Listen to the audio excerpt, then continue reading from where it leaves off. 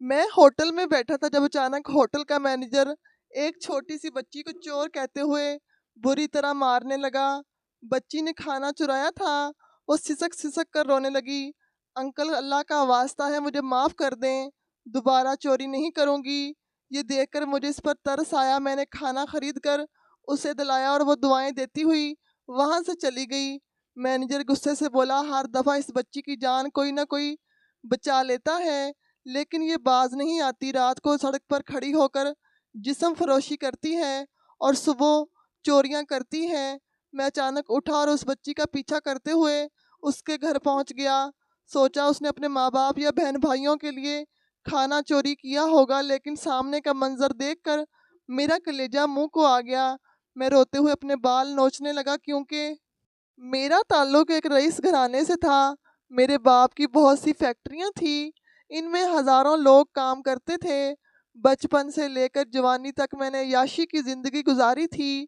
میری بڑی دو بہنوں کی شادی ہو چکی تھی اور میرا ابھی شادی کا ارادہ نہیں تھا۔ میں بابا کے بزنس کو مزید بڑھانا چاہتا تھا۔ میری ساری توجہ نئے پروجیکٹ پر تھی اور میں تیزی سے ترقی کرتا جا رہا تھا۔ پھر اچانک ایک دن ایسا آیا کہ سب کچھ بدلنا شروع ہو گیا۔ پہلا نقصان چھوٹا سا تھا، ایک اور آرڈر وقت پر پورا نہ ہو سکا اور ہمیں اس کی اچھی خاصی رقم واپس کرنا پڑی۔ پھر اسی طرح ایک اور نقصان ہوا، ابا کا بہت محنت سے کھڑا کیا گیا بزنس میرے ہاتھوں میں ڈگمگانے لگا۔ ہر دن ایک نئی مصیبت لے کر آتا، کبھی کسی کلائنٹ کا بھروسہ ٹوٹ جاتا تو کبھی کسی پروجیکٹ میں رکاوٹ آ جاتی۔ ایک دن دفتر میں مینیجر نے مجھے کہا، سر، کچھ ورکرز نے کام پر آنے سے انکار کر دیا ہے۔ ان کا کہنا ہے کہ پہلے ہمیں پچھلے 2 ماہ کی تنخواہ دی جائے جو آپ نے روکی ہوئی ہے، پھر ہم کام پر آئیں گے۔ میرے قدموں تلے زمین نکل گئی۔ میں جانتا تھا کہ کیش فلو کا مسئلہ بڑھ رہا ہے، لیکن یہ سوچا بھی نہیں تھا کہ مزدور اپنی مزدوری کے بغیر یوں ہڑتال کر دیں گے۔ اسی دن وہ پرانے کلائنٹس نے بھی اپنے معاہدے توڑ دیے۔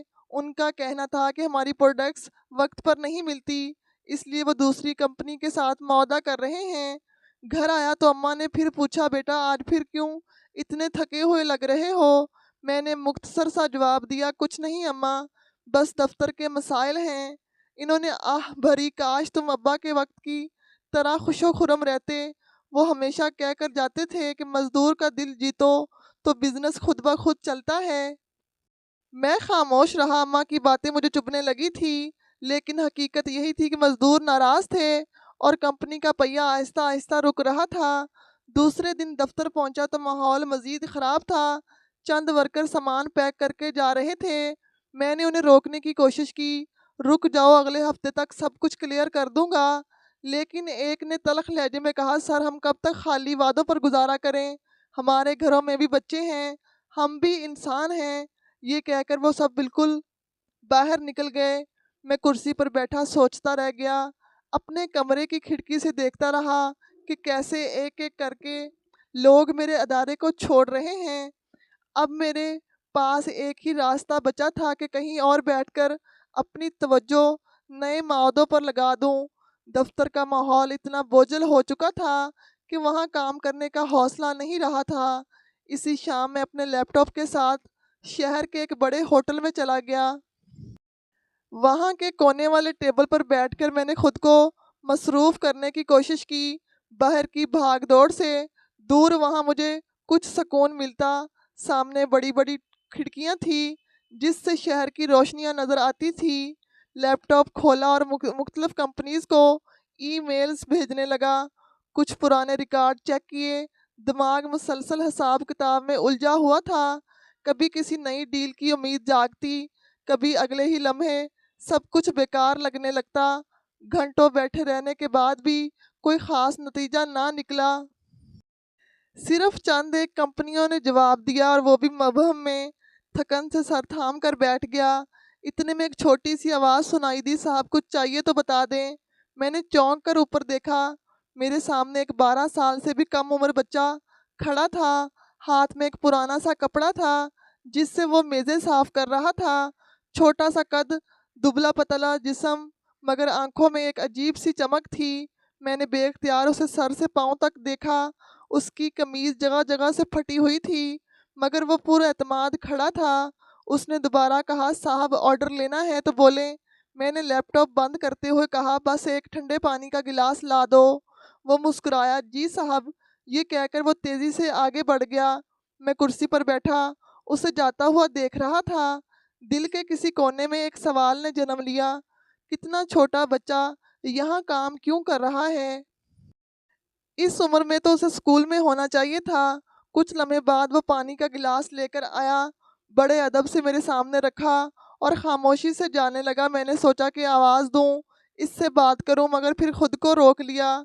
शायद ये मेरी कैफियत थी कि एक अजनबी बच्चे की मौजूदगी ने मुझे पहली बार अपने दुख से हटाकर किसी और तरफ सोचने पर मजबूर किया। मैंने पानी का घूंट लिया और खिड़की से बाहर झांक कर शहर की रोशनियों को देखा। दिल ही दिल में कहा, शायद ये बच्चा भी अपनी ज़िंदगी के बोझ तले झुका हुआ है। वो लम्हा मेरे लिए गैर मामूली था। मुझे नहीं मालूम था कि ये मामूली सा वाक़या आगे चलकर मेरी ज़िंदगी की सिमत ही बदल देगा। और यही वो रात थी जब मेरी कहानी ने एक नया मोड़ लेना शुरू किया।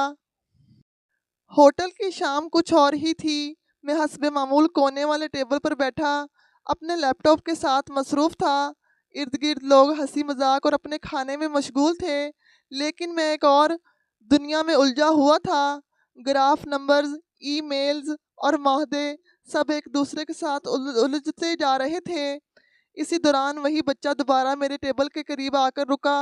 वो मेज़ को कपड़े से साफ कर रहा था, लेकिन इस बार रुक कर बोला, साहब कुछ और चाहिए हो तो बता दें। मैंने सर उठाकर उसकी तरफ देखा। उसके चेहरे पर मेहनत की थकन झलक रही थी, मगर मुस्कुराहट कायम थी। मैंने बेख्तियार कहा, बेटा तुम पढ़ते क्यों नहीं हो? वो लम्हा भर के लिए रुका, फिर सीधा खड़ा होकर बोला, नहीं साहब, हम गरीब हैं, पढ़ाई हमारे बस की बात नहीं है। मैं चौंका। उसकी उम्र 11 बरस से ज़्यादा नहीं होगी। इस वक्त बच्चे स्कूल के बस्ते उठाए दौड़ रहे होते हैं। मैंने सवाल दोहराया, और घर में कौन कौन है तुम्हारे? उसने बड़े सुकून से जवाब दिया, मेरी माँ है और 2 बहनें। मैं चाहता हूँ वो घर के अंदर ही रहें, बाहर का काम ना करें, इसलिए मैं काम करता हूँ। मैं उसके जवाब पर खामोश रह गया। मैंने सोचा कि वो शायद कोई बहाना करेगा, मगर उसने अपनी छोटी सी ज़बान से बड़ी बात कह दी। बहनों की हिफाजत का एहसास, जिम्मेदारी का बोझ और ख़ुद को आगे बढ़ने का हौसला। मैंने जेब से चंद नोट निकाले और उसकी तरफ बढ़ाए। ये रख लो, अपनी माँ और बहनों के लिए कुछ खरीद लेना। वो एकदम पीछे हट गया और हाथ पीछे करके बोला, नहीं साहब, ये नहीं चाहिए, मैं अपनी मेहनत की कमाई लेता हूँ, खैरात नहीं। उसके लहजे में अजीब सी पुख्तगी थी।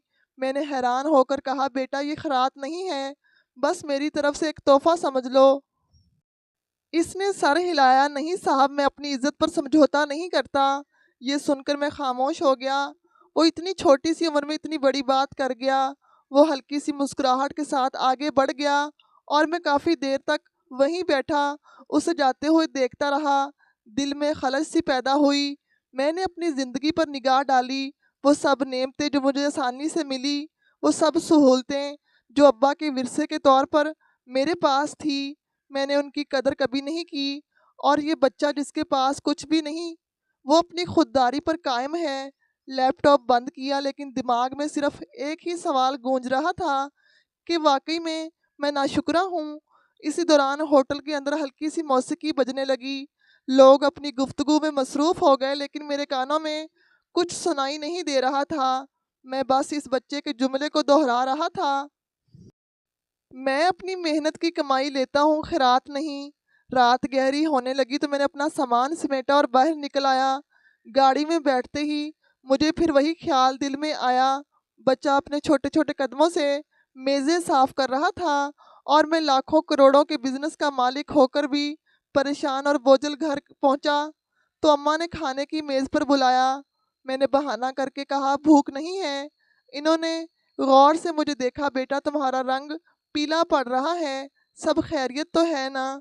मैंने मुस्कुरा कर कहा, जी अम्मा, सब खैरियत है, बस दफ्तर का थोड़ा सा दबाव है। वो चुप हो गई, मगर मैं जानता था कि वो सब भांप गई हैं। कमरे में आकर बिस्तर पर लेट गया। कमरा रोशन था मगर दिल के अंदर अंधेरा छा रहा था। बार बार इस बच्चे की मासूम सूरत आंखों के सामने आती, उसकी खुददारी, उसके जुमले सब एक ही सवाल को जन्म दे रहे थे कि मैंने अपनी ज़िंदगी में क्या किया। मैंने कामयाबी को अपनी मेहनत समझा, लेकिन हकीकत ये थी कि सब अब्बा की विरासत थी, और आज जब इम्तिहान आया तो मैं कमज़ोर हो गया। लेकिन वो 11 साल का बच्चा जिसके पास ना सरमाया था ना सहूलतें, अपनी इज्जत और खुददारी पर डटा हुआ है। रात काफ़ी गुजर गई मगर नींद करीब नहीं आई। घड़ी की सुइयां बार बार देखता रहा, कभी खिड़की के बाहर रोशनियों को घूरता रहा, कभी आंखें बंद करके जहन को पुरसुकून करने की कोशिश की, लेकिन हर बार वही चेहरा सामने आ जाता। दिल के किसी कोने में एक अजीब सा एहसास जागा, शायद अल्लाह ने मुझे इस बच्चे से मिलवाया है ताकि मैं अपनी हकीकत को पहचान सकूं। लेकिन इस वक्त मैं सिर्फ एक बात जानता था, आज की रात नींद नहीं आएगी। मैं करवटें बदलता रहा, सोचता रहा, और हर लम्हा एक ही ख्याल मेरे दिल पर बोझ डालता रहा। मैं वाकई नाशुक्रा। अगली सुबह दफ्तर जाना ज़रूरी था मगर दिमाग कहीं और उलझा हुआ था। पिछली रात की बेख्वाबी ने आंखों को बदल कर रख दिया था। हिसाब किताब की फाइलें सामने खुली हुई थी मगर नज़र हर बार अटक जाती। मुझे अपनी सोचों में सिर्फ वही बच्चा दिखाई देता जो खुददारी के साथ खड़ा होकर कह रहा था कि मैं खराइत नहीं लेता। दोपहर को कुछ ज़रूरी डॉक्यूमेंट्स तैयार करवा कर मैं फिर वही होटल चला गया। अब मुझे वहाँ एक अजीब सा सुकून महसूस होने लगा। वो कोने का टेबल जो मेरा दूसरा दफ्तर बन गया था। मैंने लैपटॉप खोला और मेल्स देखने लगा। अचानक शोर की आवाज़ें सुनाई देने लगी। पहले तो मैंने तवज्जो नहीं दी, लेकिन शोर बढ़ता गया। किसी के चिल्लाने, किसी के रोने और बर्तनों के गिरने की आवाज़ें पूरे हाल में गूंजने लगी। मैंने चौंक कर सर उठाया। वेटर भागते हुए एक तरफ जमा थे, ग्राहक भी उधर ही देखने लगे। मैं कुर्सी से उठा और आवाज़ की सिमत बढ़ा। सामने एक मंजर देखकर मेरे कदम ठठक गए। वही 11 साला बच्चा ज़मीन पर गिरा हुआ था और होटल का मैनेजर उसे बुरी तरह मारता जा रहा था। लोग देख रहे थे मगर कोई बीच में आने की हिम्मत नहीं कर रहा था। मैंने फौरन आगे बढ़कर मैनेजर का हाथ पकड़ा। ये क्या कर रहे हो, बच्चा है। ये मैनेजर ने गुस्से से कहा। साहब, आपको पता है ये क्या करता है? ये रोज़ खाने की चीज़ें चुरा लेता है। हम उसे खुद भी खाना देते हैं, फिर ये चोरी क्यों करता है? बच्चा रोते हुए खड़ा हुआ और सर झुका लिया। उसकी कमीज़ मज़ीद फट गई थी, चेहरे पर खौफ और बेबसी थी। मैंने मैनेजर को सख्त लहजे में कहा, कितने का खाना है? जितना नुकसान हुआ है हिसाब लगाकर मुझे बताओ। वो हक्का बक्का रह गया। साहब, ये तो रोज़ का मामूल है इसका, आप क्यों इसकी तरफदारी कर रहे हैं? मैंने पर्स निकाला और कुछ नोट उसके हाथ पर रख दिए। ये लो, अब दोबारा हाथ मत उठाना। मैनेजर ने पैसे पकड़ लिए मगर चेहरे पर नागवारी थी। वो बड़बड़ाता हुआ पीछे हट गया। अब बच्चा मेरी तरफ देख रहा था। उसकी आंखों में वही चमक थी मगर इस बार शुक्रगुजारी के साथ नमी भी शामिल थी। उसने आहिस्ता आवाज़ में कहा, सर शुक्रिया, अगर आप ना होते तो वो मुझे मार देता। मैंने नरम लहजे में पूछा, तुमने खाना क्यों उठाया? कल तो तुमने कहा था कि तुम खैरात नहीं लेते। वो एक लम्हे के लिए खामोश रहा, फिर बस इतना ही बोला। साहब, ये कहते ही उसने एक छोटा सा शापर उठाया जिसमें थोड़ा सा खाना था और तेज़ी से बाहर निकल गया। मैं वहीं खड़ा रह गया। दिल में बेशुमार सवाल थे मगर कोई जवाब नहीं था। वो बच्चा आखिर किस मजबूरी की वजह से ऐसा कर रहा था? मैं वापस अपनी टेबल पर आकर बैठ गया मगर लैपटॉप खोलने का दिल नहीं कर रहा था। पानी का गिलास मुंह से लगाया तो एहसास हुआ कि हाथ हल्का सा कांप रहा है। मैंने सोचा कि शायद ये सब एक इत्तेफाक है, लेकिन दिल ने कहा कि इसके पीछे कोई कहानी ज़रूर है। घंटा भर वहाँ बैठने के बाद मैंने बिल अदा किया और होटल से बाहर निकल आया। गाड़ी स्टार्ट की मगर स्टीयरिंग पर हाथ रखने से पहले ही सोच बदल गई। मैंने खुद से कहा कि आज उसे जाने नहीं दूंगा। मैंने गाड़ी वहीं खड़ी रहने दी और पैदल ही इस समझ चल पड़ा जिधर वो बच्चा गया था। होटल से बाहर निकलकर वो तेज़ी से गली के अंदर चला गया। मैंने फासले से उसका पीछा शुरू कर दिया। शहर की मरकजी सड़कों से हटकर वो तंग और अंधेरी गलियों में दाखिल हुआ। हर कदम पर मेरा तजस्सुस बढ़ रहा था। तंग गलियों के अंदर चलते चलते تقریباً آدھا گھنٹہ گزر گیا، شام ڈھل رہی تھی اور اندھیرا آہستہ آہستہ زمین پر اتر رہا تھا۔ میں محتاط قدموں سے آگے بڑھ رہا تھا تاکہ بچہ مجھے دیکھ نہ سکے۔ راستہ کچا تھا، نالیاں ابل رہی تھی، ٹوٹے پھوٹے مکانوں کے دروازے نیم وا تھے اور چھوٹے چھوٹے بچے ننگے پاؤں مٹی میں کھیل رہے تھے۔ وہ لڑکا آخرکار ایک بوسیدہ محلے میں داخل ہوا۔ ٹوٹی ہوئی اینٹوں کے درمیان بنی ہوئی جھونپڑیاں، جلی ہوئی دیواروں والے مکان اور ہر طرف غربت کی ماری ہوئی زندگی۔ میں نے سوچا کہ یہی اس کا گھر ہوگا، لیکن وہ ایک جھونپڑی کے قریب جا کر رکا اور وہیں بیٹھ گیا۔ اس نے شاپر کھولا جس میں کھانے کی چند چیزیں تھیں۔ میں نے اندازہ لگایا کہ وہ اب اپنی ماں اور بہنوں کے لیے یہ کھانا نکالے گا، لیکن کچھ لمحے بعد منظر ہی بدل گیا۔ محلے کے کئی بچے دوڑتے ہوئے اس کے پاس آئے۔ ان کے چہرے بھوک سے کمزور تھے، آنکھوں میں امید کی چمک تھی۔ وہ سب اس کے گرد جمع ہو گئے۔ میں نے حیرت سے دیکھا کہ اس لڑکے نے کھانے کے پیکٹ نکال کر سب بچوں میں بانٹنا شروع کر دیے۔ وہ خود ایک کونے میں بیٹھ گیا مگر دوسروں کو پہلے کھانے دیا۔ ایک بچہ خوشی سے ہنستے ہوئے بولا، بھائی آج تو ہمیں کھانے کو بریانی مل گئی۔ دوسرا چھوٹا سا لڑکا کھانا ہاتھ میں لیتے ہی بولا، کل تو ہم نے بس پانی پیا تھا۔ وہ سب معصوم بچے جیسے کئی دن کے بھوکے تھے۔ ہر ایک کو کھانا ملا اور وہ خوشی خوشی کھانے لگے۔ میں پیچھے کھڑا یہ منظر دیکھتا رہا، میری آنکھیں حیرت سے پھیل گئیں۔ میں نے سوچا تھا کہ وہ اپنی فیملی کے لیے کام آئیں گے۔ بچہ خوشی سے تالیاں بجانے لگا۔ میرے اندر ایک طوفان برپا ہو گیا۔ میں سوچ بھی نہیں سکتا تھا کہ اتنی چھوٹی سی عمر کا لڑکا اتنی بڑی قربانیاں دے سکتا ہے۔ خود بھوکا رہ کر دوسروں کو کھلانا، یہ جذبہ کہاں سے آیا ہوگا؟ میرے ذہن میں وہ لمحہ گونجا جب میں نے اسے نوٹ دینے چاہے تھے اور اس نے انکار کر دیا تھا۔ اس وقت مجھے لگا کہ وہ ضدی ہے، لیکن اب سمجھ آیا کہ یہ ضد نہیں، خودداری ہے، اور یہ خودداری ہی اسے دوسروں کا سہارا بنا رہی ہے۔ میں مزید قریب جانے کے بارے میں سوچ ہی رہا تھا کہ اچانک اس کی نظر مجھ پر پڑ گئی۔ اس نے چونک کر میری سمت دیکھا۔ اس کی آنکھوں میں حیرت اور سوال تھے۔ وہ فوراً کھڑا ہوا اور ایک لمحے کو جیسے گھبرا گیا، پھر آہستہ آواز میں بولا، صاحب آپ یہاں؟ میرا دل زور سے دھڑکا۔ وہ مجھے پہچان چکا تھا۔ میں چند لمحے خاموش کھڑا رہا، پھر آگے بڑھنے کا فیصلہ کیا۔ یہ وہ لمحہ تھا جس سے میرا تعاقب ختم ہوا اور ایک نئی سچائی کی شروعات ہونے لگی۔ وہ لمحہ میرے لیے غیر متوقع تھا۔ بچہ مجھے سامنے دیکھ کر چونک گیا اور میں بھی اس کی نظریں سہ نہیں پا رہا تھا۔ میں آہستہ قدموں سے اس کے قریب گیا۔ ارد گرد بچے انہیں ابھی کھانے میں مصروف تھے، مگر وہ سب خاموشی سے ہمیں دیکھنے لگے۔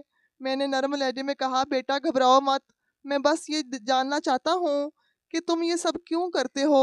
وہ لمحہ بھر کے لیے خاموش رہا، پھر ہچکچاتے ہوئے بولا، صاحب آپ کو نہیں پتہ ہمارے گھر کے حالات کیسے ہیں۔ میں نے کرسی کھینچنے کی بجائے وہیں زمین پر بیٹھ جانا مناسب سمجھا تاکہ وہ کھل کر بات کریں۔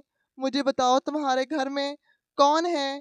اس کی آنکھوں میں نمی جھلکی، لیکن وہ ضبط کر کے بولا، میری ماں، میری دو بہنیں اور باقی سب بچے جو آپ دیکھ رہے ہیں، یہ سب میرے چچا اور پھپھو کے بچے ہیں۔ ہم سب ایک ہی محلے میں رہتے ہیں۔ میں نے آگے جھک کر کہا، تمہارے والد صاحب کہاں ہیں؟ اس کے ہونٹ کانپنے لگے۔ میرے ابا اب اس دنیا میں نہیں ہیں۔ میرے دل کی دھڑکن تیز ہو گئی۔ میں نے سوال کیا، کیسے؟ اس نے آہستہ آہستہ بولنا شروع کیا، میرے ابا، میرے چچا اور میرے پھپھا تینوں ایک ہی فیکٹری میں کام کرتے تھے۔ ہر روز فیکٹری کی گاڑی انہیں لے کر جاتی تھی اور واپس چھوڑتی تھی۔ ایک دن وہ گاڑی واپس تو آئی مگر اندر سے کوئی زندہ نہیں نکلا، سب لاشیں تھیں، سب ختم ہو گئے۔ میں جیسے پتھر کا ہو گیا۔ وہ اپنی چھوٹی سی آواز میں وہ حادثہ بیان کر رہا تھا جسے سن کر میرا دل دہل گیا۔ اس نے رکتے رکتے کہا، اس دن ہم سب کے گھروں میں صف ماتم بچھا ہوا تھا۔ میری ماں بے ہوش ہو گئی تھی، چچی چیخیں مارتی رہی، پھپھو کے بچے روتے رہے۔ میرے لبوں سے مشکل سے نکلا، پھر کیا ہوا؟ اس نے تلخ لہجے میں کہا، پھر کچھ بھی نہیں صاحب۔ کئی مہینے وہ لوگ وہاں کام کرتے رہے مگر 1 روپیہ تنخواہ نہیں ملی۔ جب ہماری ماؤں نے جا کر فیکٹری کے مالک سے بات کی، اپنا حق مانگا تو کیا ہوا؟ میں نے دھڑکتے دل سے پوچھا، کیا ہوا؟ وہ غصے اور دکھ کے ملے جلے انداز میں بولا، انہیں دھکے دے کر نکال دیا گیا، کہا کہ تم لوگوں کے شوہر اور بھائی مر گئے ہیں، اب ہمیں کیوں پریشان کر رہی ہو؟ ہمیں تمہاری تنخواہوں سے کوئی واسطہ نہیں ہے۔ یہ سن کر میرے جسم میں سرد لہر دوڑ گئی۔ میں نے پہلی بار محسوس کیا کہ پسینہ میرے ماتھے پر جمع ہو رہا ہے، حالانکہ موسم ٹھنڈا تھا۔ میں نے خود کو سنبھالتے ہوئے کہا، یہ کون سی فیکٹری تھی؟ وہ خاموش ہو گیا۔ اس نے ایک نظر میری طرف دیکھا، جیسے تذبذب میں ہو کہ سچ بولے یا نہیں، پھر بولا، آپ کو اس سے کیا؟ میں نے دل پر ہاتھ رکھ کر کہا، مجھے جاننا ہے، ضرور جاننا ہے۔ اس نے آہ بھری اور دھیمی آواز میں کہا، یہ سب حنین فیکٹری میں ہوا، جس کے نام سے پورے شہر کے لوگ واقف ہیں۔ میں نے بے صبری سے پوچھا، کون سی فیکٹری؟ صاف صاف بتاؤ۔ اس نے صاف الفاظ میں کہا، حنین ٹیکسٹائل فیکٹری۔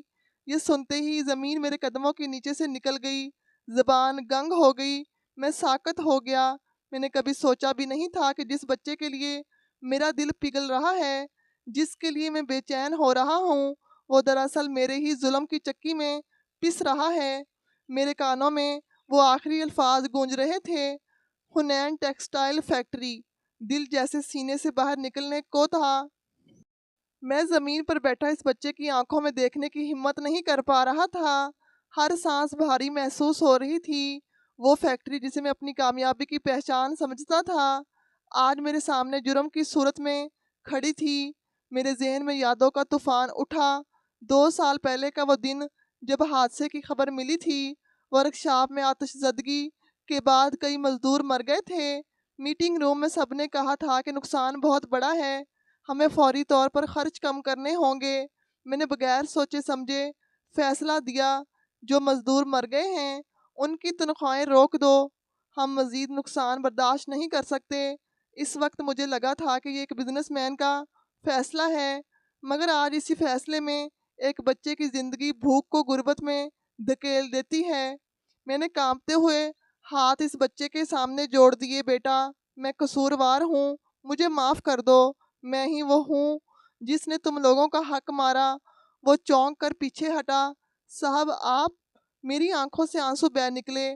میں نے کہا، ہاں، میں ہی اس فیکٹری کا مالک ہوں، وہی شخص جس کے فیصلے نے تمہارے گھروں کے چراغ بجھا دیے۔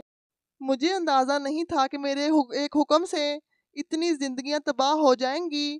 اس نے تلخ لہجے میں جواب دیا، صاحب، معافی مانگنے سے ہمارے ابا واپس نہیں آ جائیں گے؟ کیا ہمارے گھروں کی خوشیاں واپس مل جائیں گی؟ کیا میرے پاس کوئی جواب نہیں تھا؟ میں سسک پڑا، نہیں، میں سب واپس نہیں لا سکتا، لیکن جو کچھ باقی ہے اسے بہتر کر سکتا ہوں، بس ایک موقع دے دو۔ وہ سر جھٹک کر بولا، ہم نے بہت کچھ سہا ہے، میری ماں کو سب کے سامنے ذلیل کیا گیا، چچی اور پھپھو کو دھکے دیے گئے، آپ کے لیے یہ ایک بزنس تھا، ہمارے لیے تو زندگی تھی۔ میں نے ہاتھ جوڑ کر کہا، میں جانتا ہوں کہ میں نے غلطی کی، لیکن اللہ گواہ ہے، اب میں سب کچھ درست کرنے کی کوشش کروں گا۔ تمہارے گھر والے میرے ساتھ دشمنی نہیں، دعا کریں گے، یہ میرا وعدہ ہے۔ وہ خاموش کھڑا رہا، اس کے ہونٹ کانپ رہے تھے، مگر آنکھوں میں غصہ اور درد تھا۔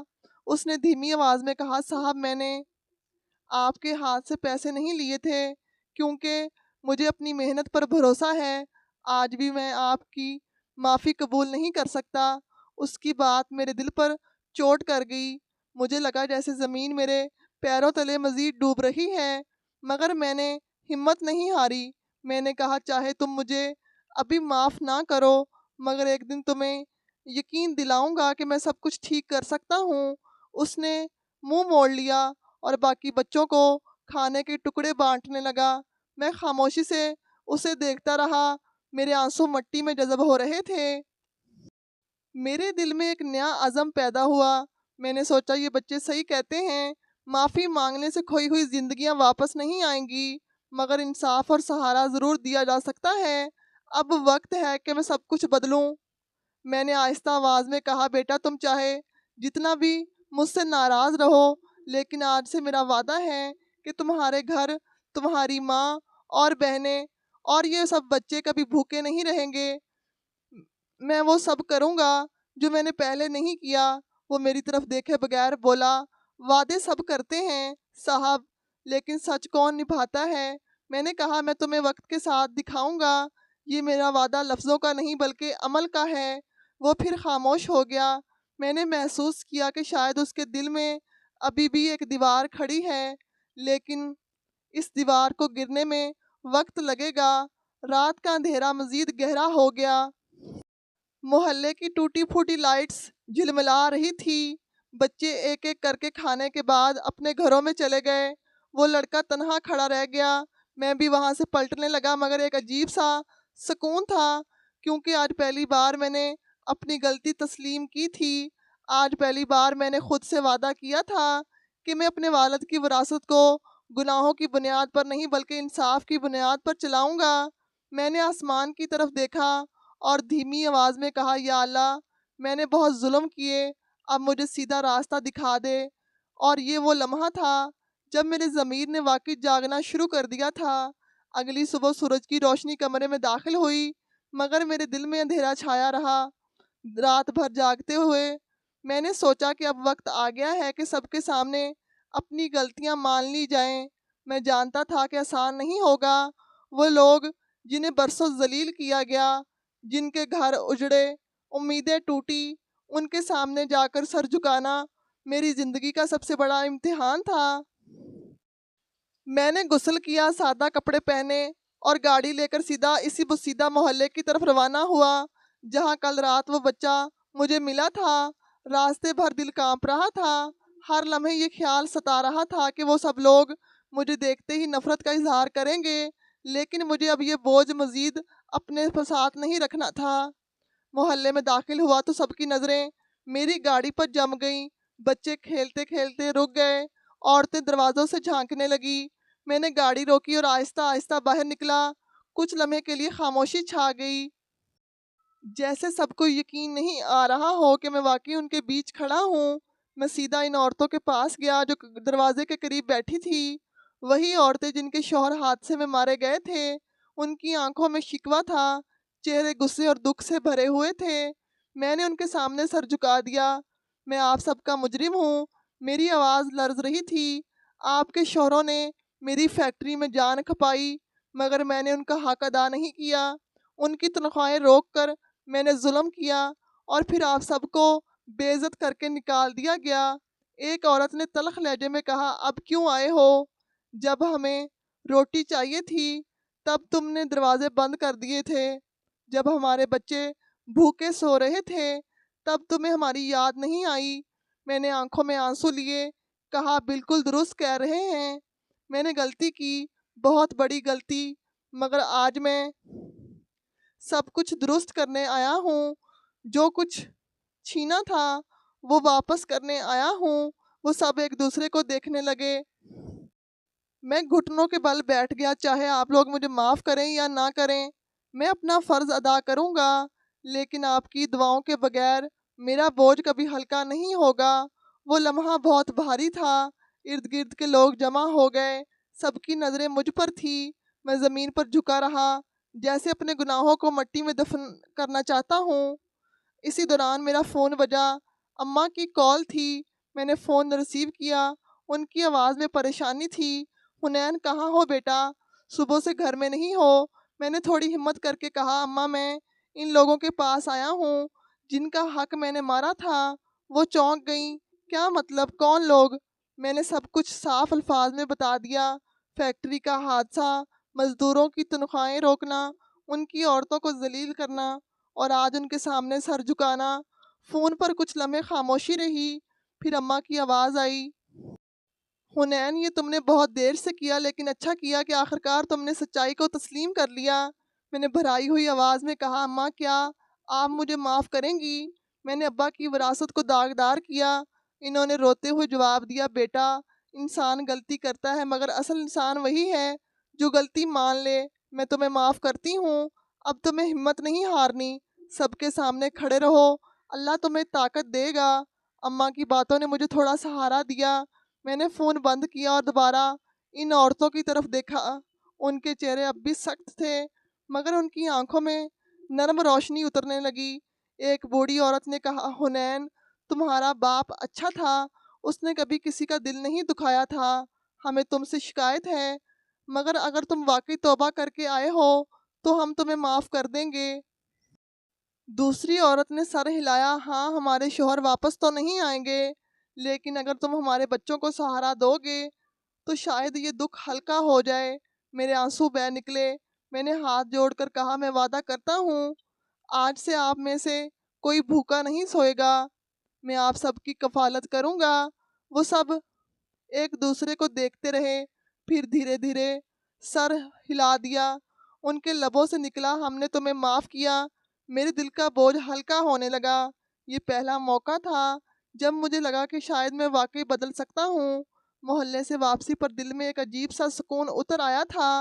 عورتوں کے لبوں سے نکلے ہوئے الفاظ، ہم نے تمہیں معاف کیا، بار بار کانوں میں گونج رہے تھے، لیکن میں جانتا تھا کہ یہ صرف آغاز ہے، اصل امتحان ابھی باقی ہے۔ وعدے کر لینا آسان ہے، انہیں نبھانا مشکل، اور اب مجھے اپنے عمل سے یہ ثابت کرنا تھا کہ میں واقعی بدل گیا ہوں۔ اگلے دن میں سیدھا آفس پہنچا۔ میں نے مینیجر اور اکاؤنٹنٹ دونوں کو کمرے میں بلایا۔ فائلیں میز پر پھیلی ہوئی تھی۔ میں نے سخت لہجے میں کہا، جتنے بھی مزدور ہیں جن کی تنخواہیں رکی ہوئی ہیں، سب کا مکمل حساب ابھی کے ابھی سامنے لاؤ۔ اکاؤنٹنٹ نے گھبرا کر کہا، سر فنڈز کی کمی ہے، اگر سب کو ادا کر دی گئی تو ہمارے پاس کچھ نہیں بچے گا۔ میں نے ہاتھ میز پر مارا، مجھے پرواہ نہیں ہے، یہ پیسے میری محنت کے نہیں، ان لوگوں کے خون پسینے کے ہیں۔ آج کے بعد کوئی مزدور اپنی مزدوری کے لیے در بدر نہیں پھرے گا۔ مینیجر نے اس کے جاتے ہی پوچھا، سر کیا یہ فیصلہ بزنس کے لیے نقصان دہ نہیں ہوگا؟ میں نے اس کی آنکھوں میں دیکھ کر کہا، نقصان وہی ہے جو میں نے پہلے کیا، اب صرف حق دینا ہے۔ شام تک دفتر کے ہال میں سب مزدور جمع تھے، ایک ایک کر کے ان کے نام پکارے گئے اور ان کے بقایا جات انہیں تھما دیے گئے۔ کئی مزدور حیران تھے، کئی کی آنکھوں میں آنسو آ گئے۔ ایک بوڑھا مزدور ہاتھ کانپتے ہوئے بولا، سر یہ تو وہ رقم ہے جس کی امید ہم نے چھوڑ دی تھی۔ میں نے سر جھکا کر کہا، یہ آپ کا حق ہے اور حق وقت پر دینا چاہیے تھا۔ ہم سے دیر ہو گئی، مگر اب ایسا کبھی نہیں ہوگا۔ پورے حال میں سکون چھا گیا، مزدوروں کے چہروں پر وہ اطمینان تھا جو برسوں سے غائب تھا۔ اسی کے ساتھ ساتھ میں نے اکاؤنٹنٹ ڈپارٹمنٹ کو حکم دیا کہ حادثے میں مرنے والے مزدوروں کی فیملیز کا مکمل ریکارڈ نکالا جائے۔ ان سب کے گھروں کا خرچہ، بچوں کی پڑھائی اور علاج کی ذمہ داری اب سے کمپنی اٹھائے گی۔ ایک فہرست میرے سامنے رکھی گئی، میں نے قلم ہاتھ میں لیا اور اعلان کیا، پھر میرا فیصلہ ہے کہ سب بچے اسکول جائیں گے، ان کی مائیں اب کسی کے گھر جھاڑو پوچھا نہیں کریں گی، اب یہ سب میرے سر پر ہے۔ وہ لمحہ میرے لیے انمول تھا، جیسے برسوں کا بوجھ ہلکا ہو گیا ہو۔ رات کو گھر واپس آیا تو اماں نے سوالیہ نظروں سے دیکھا۔ میں نے انہیں سب کچھ بتایا، مزدوروں کی ادائیگی، مرنے والوں کی فیملیز کا خرچہ، بچوں کی پڑھائی۔ وہ سب سن کر آنکھوں میں آنسو لیے بولی، اللہ تمہیں کامیاب کرے، یہ وہی راستہ ہے جو تمہارے ابا چاہتے تھے۔ میں نے سر جھکا کر کہا، اماں ابا کی روح کو سکون پہنچانے کے لیے یہ سب ضروری ہے۔ چند دن گزرے، مزدوروں کی خوشی پورے شہر میں پھیل گئی۔ لوگ کہنے لگے کہ حنین بدل گیا ہے، وہی شخص جو پہلے سخت دل سمجھا جاتا تھا مزدوروں کا سہارا بن رہا ہے۔ میری فیکٹری میں ایک نیا جذبہ پیدا ہوا، لوگ دن رات کام کرنے لگے، نہ شکایت نہ شکوہ۔ اسی دوران ایک بڑی ملٹی نیشنل کمپنی کے نمائندے نے ملاقات کے لیے وقت مانگا۔ پچھلے کئی مہینوں سے ہماری کارکردگی پر نظر رکھے ہوئے تھے۔ دفتر کے کانفرنس روم میں ان کے ساتھ میٹنگ ہوئی۔ انہوں نے سیدھا سوال کیا، حنین صاحب، ہمیں آپ کی کمپنی میں ایک نیا جنون نظر آ رہا ہے۔ آپ لوگوں نے مزدوروں کے ساتھ جو انصاف کیا ہے اس کی خبریں ہم تک پہنچی ہیں۔ ہمیں ایسے پارٹنر کی ضرورت ہے جو انسانیت اور بزنس دونوں کو ساتھ لے کر چلے۔ میں نے دھڑکتے دل کے ساتھ جواب دیا، میں نے ماضی میں غلطیاں کی ہیں، مگر اب میرا عزم ہے کہ بزنس صرف منافع کے لیے نہیں ہوگا بلکہ لوگوں کے بھلے کے لیے ہوگا۔ انہوں نے مسکرا کر کہا، بالکل وہی الفاظ جو ہم سننا چاہتے تھے۔ میٹنگ کئی گھنٹے چلی۔ آخرکار میں نے معاہدے کی فائل پر دستخط کیے تو دل میں عجیب سا سکون اتر گیا۔ یہ وہ ڈیل تھی جو پچھلے کئی سالوں سے میں چاہ کر بھی حاصل نہیں کر سکا تھا۔ مگر آج جب میں نے دوسروں کے حق کو پہچانا تو اس محنت نے میرا ہاتھ تھام لیا۔ میٹنگ کے بعد جب سب کمرے سے نکل گئے تو میں اکیلا کھڑکی کے پاس جا کھڑا ہوا۔ باہر شہر کی روشنیوں کو دیکھتے ہوئے دل نے کہا، یہ سب انہی دعاؤں کا نتیجہ ہے۔ وہ لوگ جن کے آنسو میں نے پونجے وہی میری کامیابی کی وجہ بنے۔ بڑی کمپنی کے ساتھ معاہدے طے پانے کے بعد فیکٹری میں نئی روح دوڑ گئی۔ مشینوں کی آوازیں اب مزید تیز اور مسلسل سنائی دیتی، جیسے وہ بھی خوشی سے چل رہی ہوں۔ مزدور صبح سویرے ہنستے مسکراتے آتے اور کام کے دوران ایک دوسرے کی مدد بھی کرتے تھے۔ جہاں پہلے مایوسی اور خاموشی چھائی رہتی تھی، اب وہاں جوش اور ولولہ تھا۔ میں روز دفتر میں آتا اور دیکھتا کہ پروڈکشن بڑھ رہی ہے، آرڈر وقت پر مکمل ہو رہے ہیں اور نئے کلائنٹ بھی جڑ رہے ہیں۔ مینیجر ایک دن فائل لے کر آیا اور مسکراتے ہوئے بولا، سر یہ دیکھیں، پچھلے ہفتے کا منافع تقریباً 2 گنا ہو گیا ہے۔ میں نے فائل بند کر دی اور کہا، یہ منافع میرا نہیں، ان سب لوگوں کی محنت کا نتیجہ ہے۔ یاد رکھو اب ہر کامیابی سب کی مشترکہ ہے۔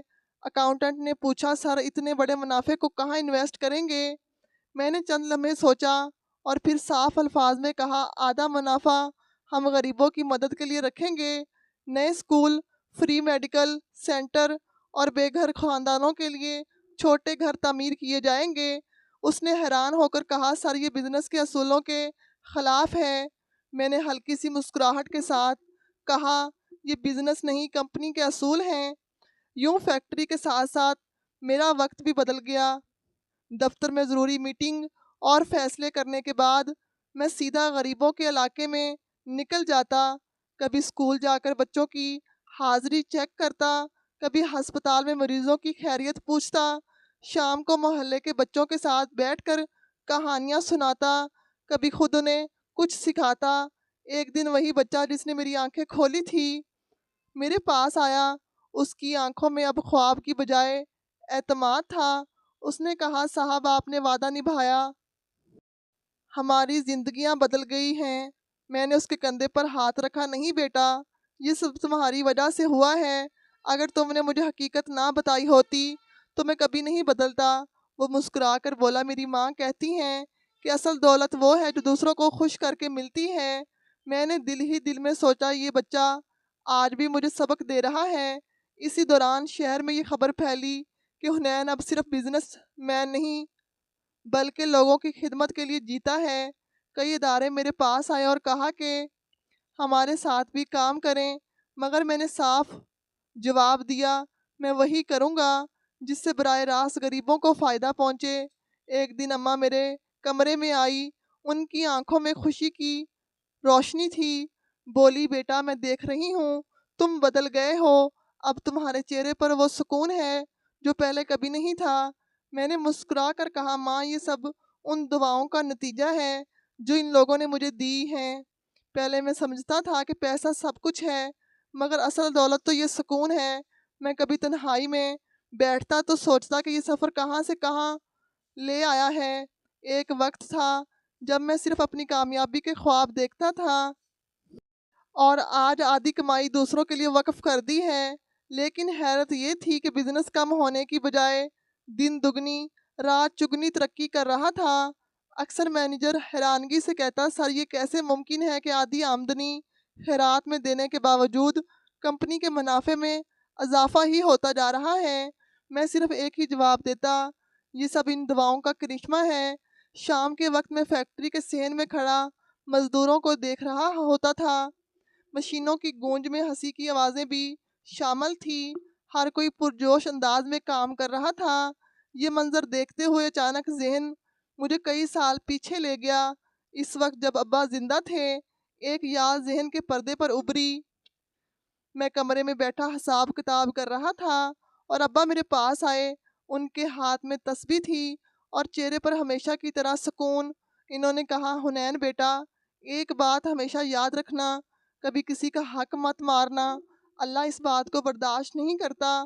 اگر کسی کے حصے کی چیز روک لو گے تو یاد رکھو ایک دن اللہ تم سے سب کچھ چھین لے گا۔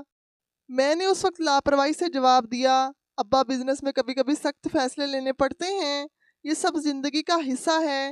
وہ میری بات پر مسکرا کر بولے، فیصلے سخت کرو لیکن انصاف کے خلاف نہ ہو۔ تمہارے فیصلے صرف کاغذ پر نہیں ہوتے، یہ کسی کی زندگی پر اثر ڈالتے ہیں۔ یاد کا دھندلا منظر جیسے آج کے دن سے جڑ گیا۔ میں نے آنکھیں بند کی اور سوچا، ابا بالکل ٹھیک کہتے تھے، اصل کامیابی دوسروں کو خوشی دینے میں ہے، نہ کہ ان سے چھیننے میں۔ میں اسی طرح مزدوروں میں سے ایک نوجوان میرے قریب آیا۔ اس نے کہا، سر ہم آپ کے شکر گزار ہیں، آج ہمارے گھروں میں خوشیاں واپس آ گئی ہیں، ہماری عورتیں اور بچے دعائیں دیتے ہیں۔ میں نے ہلکی سی مسکراہٹ کے ساتھ جواب دیا، یہ میرا فرض ہے، جو کچھ تم لوگوں نے دیا وہ میں لوٹا بھی دوں تو کم ہے۔ شام کو میں نے فیصلہ کیا کہ محلے کا چکر لگاؤں گا۔ گاڑی آہستہ آہستہ تنگ گلیوں میں داخل ہوئی، جہاں کبھی ویرانی اور اداسی چھائی رہتی تھی، اب منظر مختلف تھا۔ دروازوں پر چراغ روشن تھے، بچے کھیل رہے تھے، عورتوں کے چہرے پر خوشی جھلک رہی تھی۔ میں گاڑی سے اترا تو سب لوگ میرے ارد گرد جمع ہو گئے۔ عورتوں نے دعاؤں بھرے لہجے میں کہا، اللہ آپ کو سلامت رکھے، آپ نے ہمارے زخم بھر دیے۔ ایک چھوٹی سی بچی میرے پاس آ کر بولی، انکل آپ نے ہمیں اسکول بھیجا، اب ہم پڑھیں گے اور بڑے ہو کر آپ کی طرح دوسروں کی مدد کریں گے۔ اس کی بات سن کر دل بھر آیا۔ میں نے سر پر ہاتھ رکھا اور کہا، بیٹا یہی تو اصل زندگی ہے، جب تم لوگ آگے بڑھو گے۔ محلے میں ایک طرف وہی بچہ کھڑا تھا جس نے مجھے حقیقت سے روشناس کروایا تھا۔ اس کے چہرے پر آج پہلی بار روشنی دیکھی۔ وہ میری طرف آیا اور آہستہ سے کہا، صاحب اب مجھے یقین آ رہا ہے کہ آپ واقعی بدل گئے ہیں۔ میں نے اس کے کندھے پر ہاتھ رکھا، تمہاری وجہ سے ہی تو میں نے اپنی زندگی کا رخ بدلا ہے، اگر تم نہ ہوتے تو میں آج بھی اندھیرے میں بھٹک رہا ہوتا۔ وہ خاموش ہو گیا، لیکن اس کی آنکھوں کی نمی سب کچھ کہہ رہی تھی۔ اب وہ عورتیں اور بچے مل کر مجھے دعائیں دینے لگے۔ کسی نے کہا، اللہ آپ کے رزق میں برکت دے، کسی نے کہا کہ اللہ آپ کے ماں باپ کی قبروں کو نور سے بھر دے، اور کچھ بچوں نے ہاتھ اٹھا کر اجتماعی دعا کی۔ یہ منظر دیکھتے ہوئے مجھے یوں لگا جیسے آسمان سے رحمت کی بارش اتر رہی ہے۔ محلے کی گلیاں جو کبھی اندھیرے میں ڈوبی رہتی تھی، آج ان چہروں کی مسکراہٹ سے جگمگا رہی تھی۔ میں نے دل ہی دل میں کہا، ابا میں نے دیر تو کی لیکن آپ کی نصیحت اب میری زندگی کا اصول ہے۔ دن ایک دوسرے کے پیچھے گزرتے گئے اور زندگی کے نقش بدلتے گئے۔ وہ حنین جو کبھی بزنس کے اعداد و شمار میں الجھا رہتا تھا، اب غریبوں کے محلے میں زیادہ وقت گزارتا۔ مزدور اور ان کے بچے مجھے دیکھتے تو مسکرا کر دعا دیتے، عورتیں سلام کرتی اور میرے لیے ڈھیروں دعائیں نکلتی۔ لیکن اماں کی ایک خواہش اب بھی باقی تھی۔ وہ بار بار ایک ہی بات کہتی، بیٹا اب وقت آ گیا ہے کہ تم اپنی زندگی مکمل کرو، شادی کر لو۔ میں ٹالنے کی کوشش کرتا، مگر اس بار ان کے لہجے میں ضد زیادہ تھی۔ ایک دن انہوں نے صاف کہہ دیا، تم نے دوسروں کا سہارا بننے کا حق ادا کر دیا ہے، لیکن اب اپنی زندگی کا بھی حق ادا کرو، ہمیں تمہاری تنہائی برداشت نہیں ہوتی۔ میں نے دیر تک سوچا اور پھر جواب دیا، ماں آپ جس کو مناسب سمجھیں وہی فیصلہ کر لیں، میں اب آپ کے فیصلے کے آگے کچھ نہیں بولوں گا۔ چند مہینے بعد میری شادی سادگی سے انجام پائی۔ تقریب چھوٹی تھی مگر خوشیوں سے بھری ہوئی تھی کہ مزدوروں کے خاندان اور وہ تمام بچے جن کے ساتھ میں نے وقت گزارا سب شریک تھے۔ ان کے قہقہے تھے، ان کی دعائیں، ان کے چہرے کی روشنی اس تقریب کو یادگار بنا گئی۔ شادی کے بعد میری زندگی میں ایک نیا سکون آ گیا۔ دفتر، فیکٹری اور سماجی کام کے ساتھ ساتھ میرا گھر بھی خوشیوں سے بھر گیا۔ میری بیوی نے میرا ساتھ دیا اور کہا، تمہاری سب سے بڑی کامیابی یہ ہے کہ لوگ تمہیں دعائیں دیتے ہیں، اس سے بڑھ کر دولت کوئی نہیں۔ میں نے مسکرا کر کہا، ماں ہاں، زندگی کی اصل کامیابی یہی ہے کہ دوسروں کے چہروں پر خوشی دیکھو۔ وقت گزرتا گیا، میں اب بھی آدھا منافع ضرورت مندوں پر خرچ کرتا، स्कूलों में मज़ीद बच्चे दाखिल हुए, गरीबों के घरों में खाना भेजता और मोहल्ले की गलियां आबाद रहती।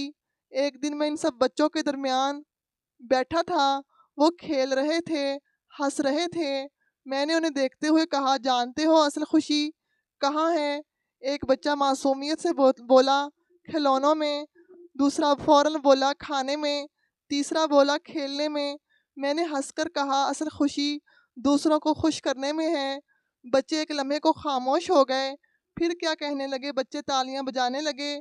इसी लम्हे मैंने दिल में सोचा कि ये कहानी अब मुकम्मल है, वो कहानी जो एक गरूर से शुरू हुई थी और एक सबक पर ख़त्म होने जा रही है।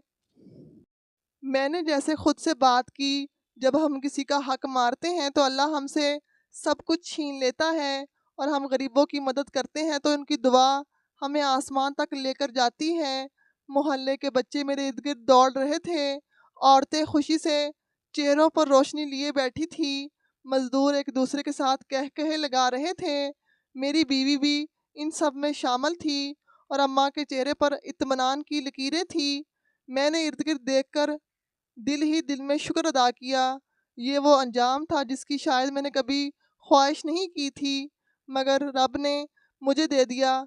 मेरी कहानी का सफ़र यही ख़त्म हुआ, लेकिन असल ज़िंदगी वहीं से शुरू हुई जहाँ सुकून और खुशी दूसरों के साथ बांटी गई। असल खुशी दूसरों का हक अदा करने और उनकी मदद करने में है, क्योंकि दुआ सबसे बड़ी दौलत है। जब हम किसी का हक मारते हैं तो अल्लाह हमारी बरकतें छीन लेता है, मगर जब हम खिदमत करते हैं तो रहमतों के दरवाजे खोल देता है। उम्मीद करते हैं कि हमारी आज की ये कहानी आपको पसंद आई होगी। पसंदीदगी का बेहतरीन इजहार ये है कि हमारे चैनल को लाइक, शेयर और सब्सक्राइब ज़रूर करें। जज़ाकल्लाह। अल्लाह हाफिज़।